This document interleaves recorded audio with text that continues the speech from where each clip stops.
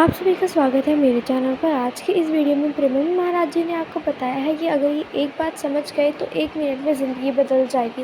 तो बिना देरी किए हम वीडियो को शुरू करते हैं। इस वीडियो को प्लीज़ लाइक कर देना, चैनल पर नए हो तो चैनल को सब्सक्राइब कर देना। तो चलिए हम अपनी वीडियो की तरफ चलते हैं। अब लो निशानी अब ना नसीब, भूल हो गई, गलती हो गई अभी तक, आज से निश्चय करो।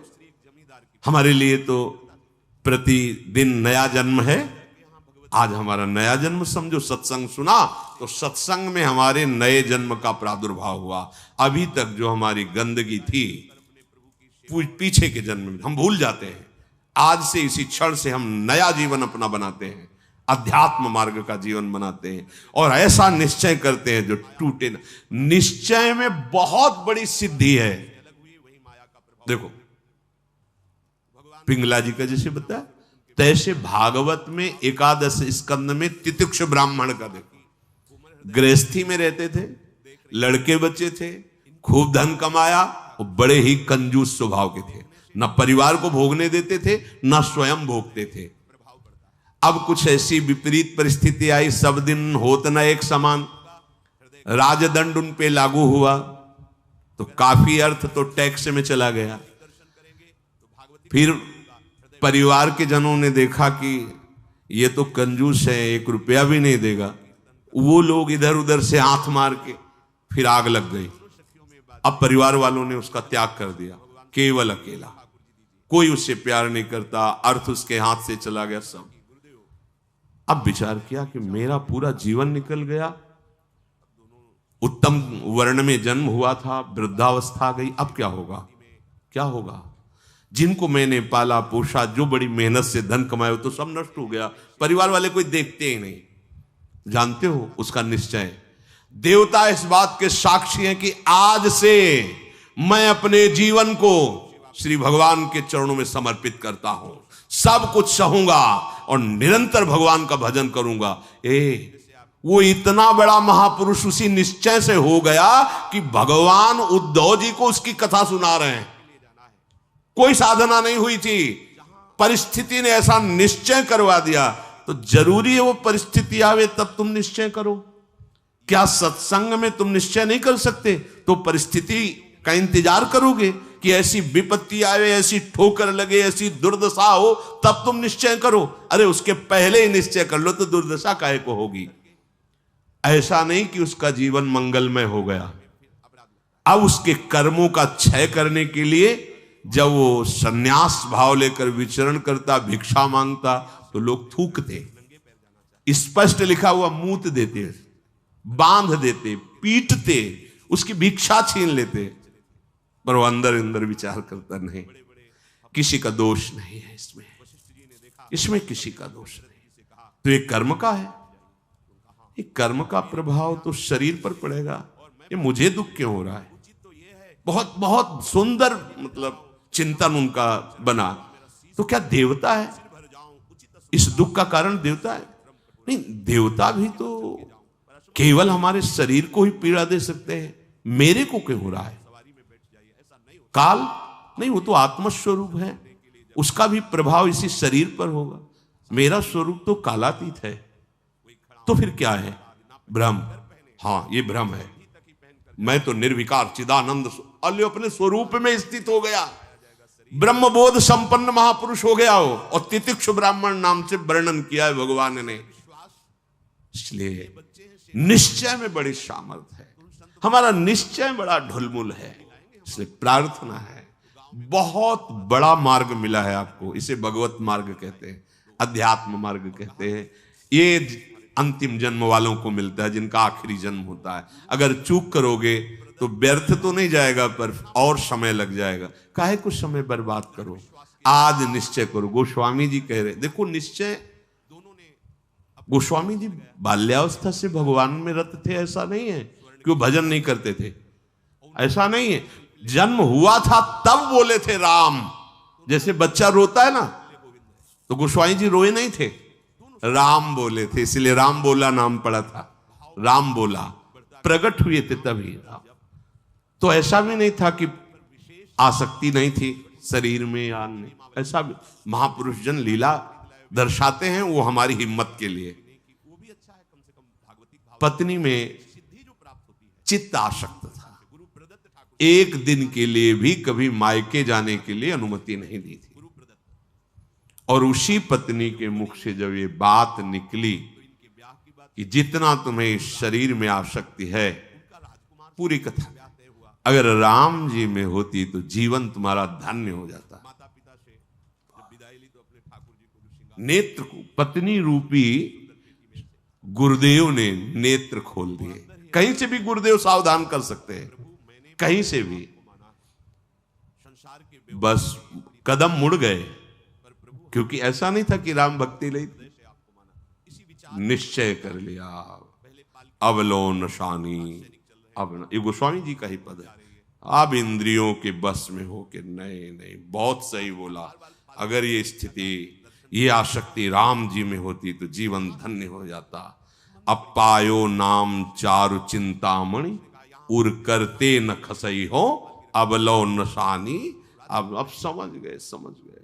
अब हृदय से एक क्षण के लिए भी राम नाम नहीं छोड़ूंगा।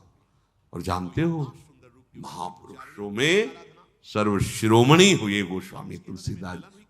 ये तो अवतार लीला महापुरुषों की है, ये हमारे लिए बताया है आचरण करके कि भगवान नाम में इतनी सामर्थ्य है कि ऐसे आसक्त वृत्ति को भी कैसे निरासक्त कर देते हैं। हमें चाहिए जो भी, चाहे गृहस्थ मार्ग में हो चाहे विरक्त मार्ग में हो, दोनों मार्ग जाते ही प्रभु के चरणारविंद में हैं।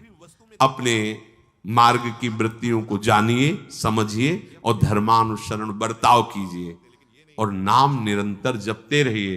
तो जीवन यात्रा का विश्राम, जो गोस्वामी जी कह रहे हैं, पायो परम विश्राम, विश्राम ही नहीं, पायो परम विश्राम, राम समान प्रभु नाही कहूं।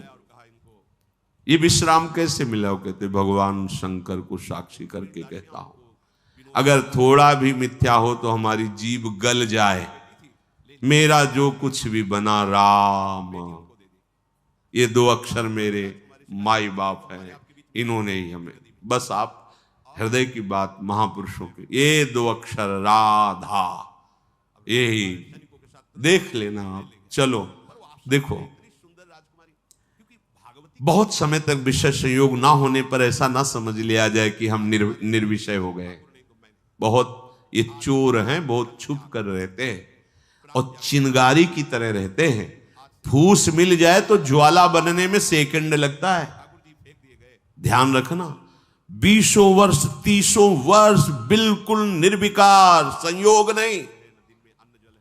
लगता है कि अब हमें कौन परास्त कर सकता है। चिंगारी है, फूस मिला ज्वाला बन जाएगी, जिसे नारद जी ने कहा तरंगवत, और संयोग बना तो समुद्रवत, डूब जाओगे, निकलना मुश्किल हो जाएगा। जब तक भगवत साक्षात्कार ना हो जाए, जब तक आपको अपने शरीर का अहम स्मरण करता भोक्ता भाव है, तो ईमानदारी से सावधानी पूर्वक अपने धर्म का पालन करते हुए प्रिया प्रीतम का निरंतर स्मरण, यही हमारे जीवन का परम लक्ष्य होगा। इसी से हमें परमानंद की प्राप्ति होगी। जिस समय हम ये सोचते हैं कि अब हमें कोई भी धर्म विरुद्ध आचरण में, एक आनंद की वृत्ति आती है। देखना और जिस समय हम सोचते हैं गलत ढंग से विषय सेवन, उसी समय जलन पैदा हो जाती।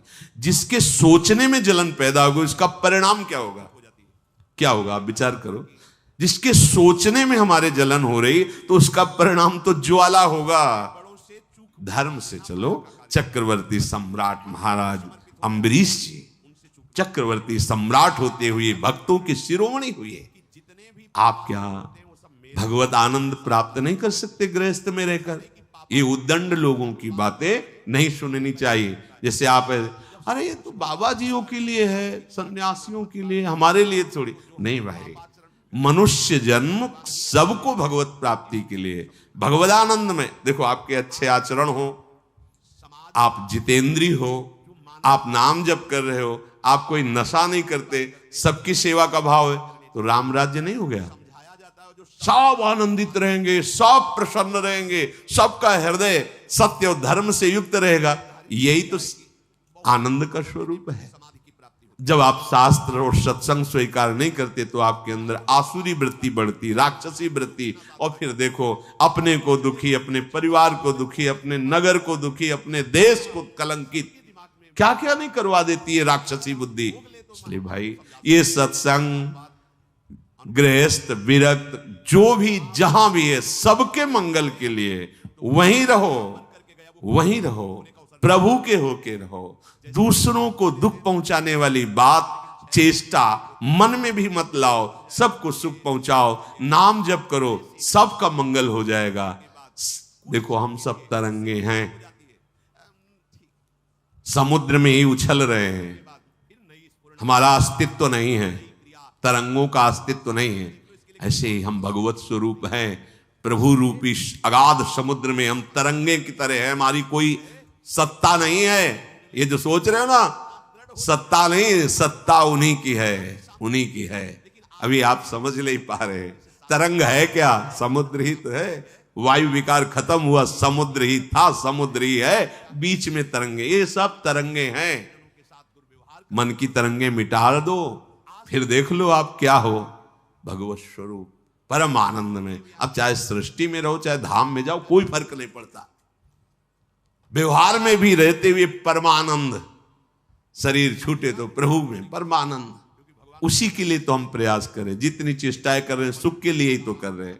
हे भाई, आप कोई भी हो, गृहस्थ हो, विरक्त हो, कोई भी हो, धर्म से चलो, नाम जप करो, सबकी सेवा की भावना अंदर रखो, तो मनुष्य जीवन का लाभ मिल जाएगा। ये उद्दंडता पूर्वक तर्क वृत्ति रखोगे तो अभी सौभाग्य मिल रहा है सुनने का, धीरे धीरे समय साथ आ जाएगा, आपको शत वार्ता सुनने को नहीं मिलेगी। देख लेना, सत वार्ता जिसके श्रवण मात्र से हमारे हृदय में आनंद का स्फुरण हो और हम उस आनंद के बल से निर्विषय हो जाएं, वो वार्ता सुनने को नहीं मिलेगी। फिर और समय आएगा, धर्म सुने नहीं काना, कलिकाल बिहाल की मनुजा, नहीं माने को अनुजा तनुजा। सब होश में अभी समय है, तर्क वितर्क छोड़ो, जैसा शास्त्र सदगुरुदेव संत जन कह रहे वैसी बात मान लो, निहाल हो जाओगे, परमानंद में मगन हो जाओगे। ये हम बुद्धि की बात नहीं कहते कि तर्क वितर्क आप करें, तर्क सत्संग तर्क नष्ट करने के लिए होता है। हृदय में देखो, बहादुरी जबान से कहने की नहीं है, ये हृदय की बात है। ये यहां युद्ध होता है, पता नहीं क्यों बनी हुई है। वेद विद्या पढ़त, कर्म धर्मन करत, जलप तन कलप की अवधियानी, चारुगत छाण संसार भटकत भ्रमत, आस की पास नहीं तोरी जानी। स्पष्ट वर्णन है, इसका मनन हुआ है गुरु कृपा से, तब हम आपको कह रहे हैं, मनों का निरीक्षण करके। आस की पास नहीं तोरी जानी, सकल स्वार्थ करत, क्योंकि आस की पास नहीं तोरी जानी तो सकल स्वार्थ करत, रहत जन्मत मरत दुख हर। मैं आशा करती हूँ कि आपको मेरी वीडियो अच्छी लगी होगी, तो इस वीडियो को प्लीज़ लाइक कर देना, चैनल पर नए हो तो चैनल को सब्सक्राइब कर देना, सब्सक्राइब के पास वाले बेल आइकन को प्लीज़ क्लिक कर देना, ताकि मेरी जो भी न्यू वीडियो है उसकी नोटिफिकेशन सबसे पहले आप तक पहुँच पाए। Thank you everyone, thanks for watching. Comment box में जरूर बताना कि आपको मेरी वीडियो कैसी लगी।